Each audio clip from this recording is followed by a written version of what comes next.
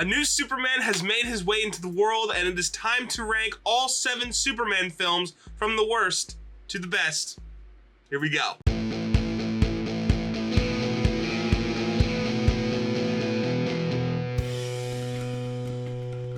So this weekend, we get to see Superman, David Cornsweet, make his debut as the DCU pretty much opening act, right? Now, Superman has had a pretty long history, but believe it or not, there are not as many Superman movies as you might think. Only 7 according to, just a Superman movie, right? I know not everyone's going to agree with my list. If you've seen any of my posts or review or anything like that, you'll know I'm very, very positive on the new Superman. And I'll talk about that kind of when I get to it. But just know, this is my list. Doesn't necessarily mean I'm right. It doesn't mean I'm right. It just means, how it connected with me and me alone. But I'd love to know your guys' kind of ranking down in the comments. So let me know down there. And why do you like those movies so much? What does it mean to you? And all that kind of thing. I'd love to know all of that. And let's dive into this ranking. So coming in last place for me, I have Superman 3. Now, listen, I love Christopher Reeve. And I love what he's meant to the character of Superman. But this movie and a couple of these movies are just insults to comic book fans in the way that, it was a time when people didn't really know what comic book, movies should look like. In this movie, it's just all over the place. The villain is essentially Weather Wizard. The whole plot about just, a guy that controls the weather and a supercomputer is quite boring, at least for a Superman movie. The fact that there's not an actual super-powered individual, okay. I know this is the movie where, Superman gets infected with the other kryptonite, the red kryptonite, and kind of, goes down his dark path of going to bars, and, they make him, supposed to be some, I don't know. They kind of do that part a little weird. I wish I could say that I enjoyed it, because I do enjoy some of the Christopher Reeve movies, but I just don't at all. And also, not to mention, this movie barely is one of the only movies that doesn't have Lois Lane in it. So coming in at number 6, I have Superman 2. Now I know a lot of you are gonna comment, oh, but the Richard Donner cut. I'm just doing the original cuts of these movies. That is it. The theatrically released cuts. The Richard Donner cut is great. I would say it's fine. But Superman 2 has somewhat of the same problem that Superman 3 has, in that the movie, the whole time, again, all the the Kryptonians that come to Earth and everything, it's just they don't understand, and part of it is the time it was made. It was a time when people didn't really know how to accurately represent comic book characters on screen.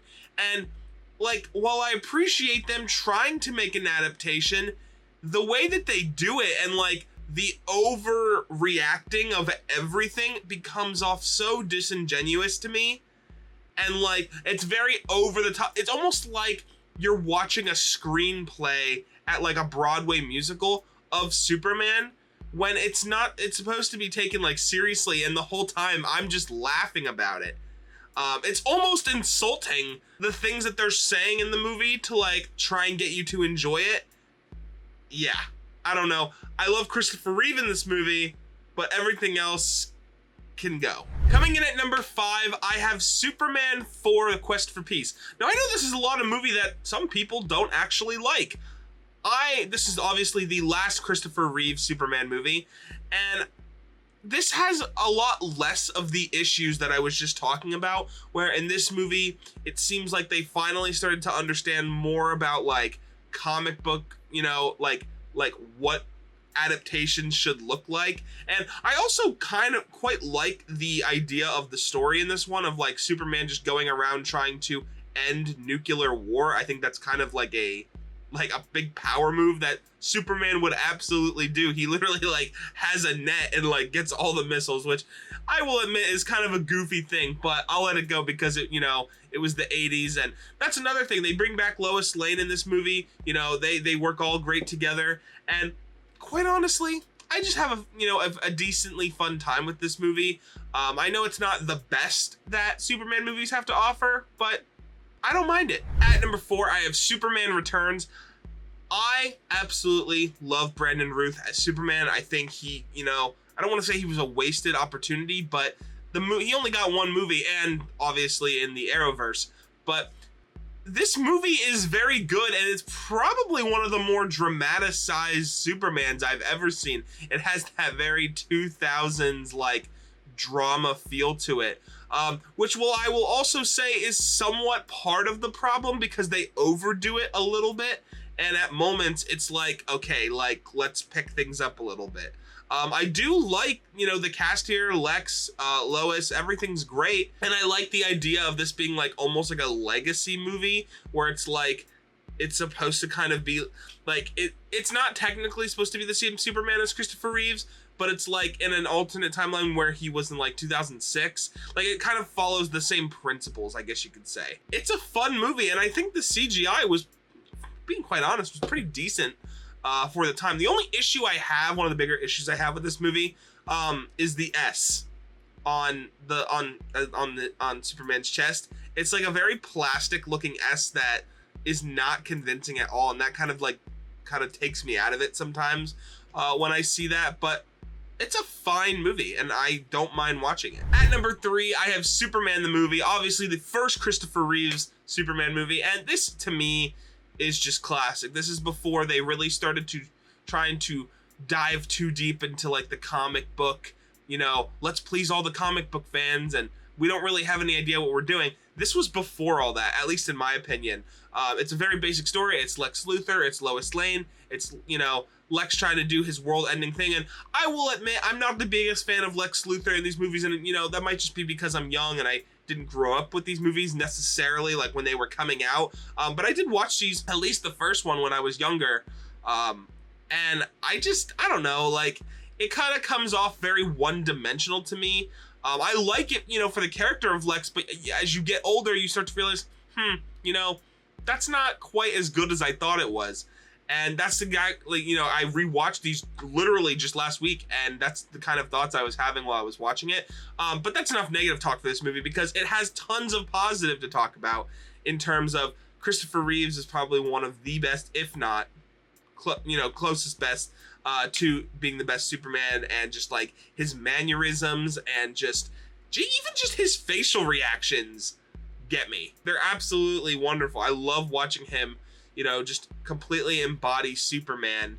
And him and Lois in this movie are great. I always talk about how the best part of this movie is him and Lois Lane. Another thing I'll add is the complete transformation, that like how different he looks from Clark to Superman could fool me. So it's no wonder he's fooling everybody else. As my runner-up, I have Man of Steel. Now, I know a lot of people are divisive on this movie. If you're a Zack Snyder fan, you think this is the Holy Grail. If not, you probably think this movie is just good.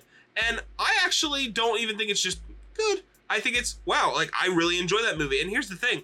I really like Henry Cavill as Superman. I don't love Henry Cavill as Superman, but I do love Henry Cavill.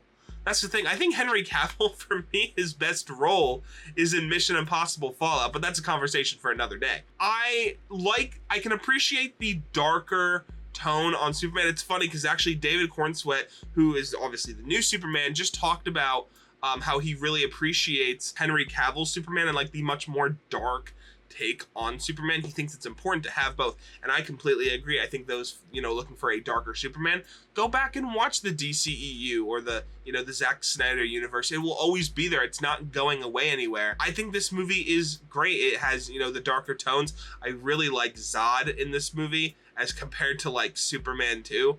It's so much better in this movie. And Man of Steel is also, I believe, I could be wrong about this, is the first DC extended universe movie, and it's honestly, it's like one of those like big setup movies. Like, it's talked about throughout that entire series.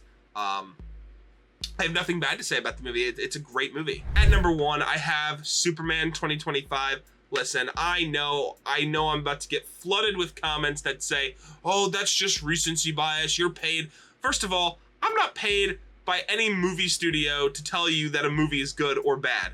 at all. If that was the case, I'd tell you that every movie's good, but I don't. I talked about this on Twitter, but I'll, reiterate. For me, this feels the most personal of the Superman. While the others, might be, oh, that's Superman, and they are Superman. Absolutely, they're Superman. Christopher Reeves is my second favorite Superman of all time. But when I watch David Cornsweet on screen, I feel like that is exactly how I envisioned Superman as a kid.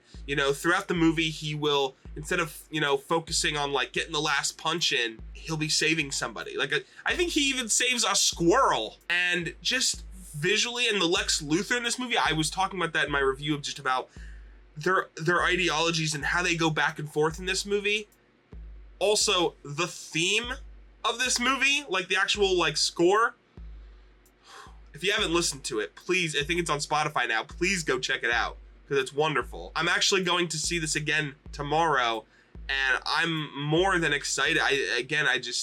Sometimes there are movies that come out every so often that remind you, wow, this is, why I love going to see movies so much. And, I know there are people that didn't feel that way about this movie, and that's totally fine. There are, they loved Man of Steel. They were in love with, maybe Superman 2, and I wasn't, and that's okay. Everyone's going to have different opinions, but just as long as we can respect each other's opinions, right? I think that's, really all that matters. Let me know all of your guys' Superman rankings. Leave them down in the comments below. Stay on the lookout for Fantastic Four content coming soon, as that will be kind of the end of this month, and make sure you subscribe again so you don't miss any of that.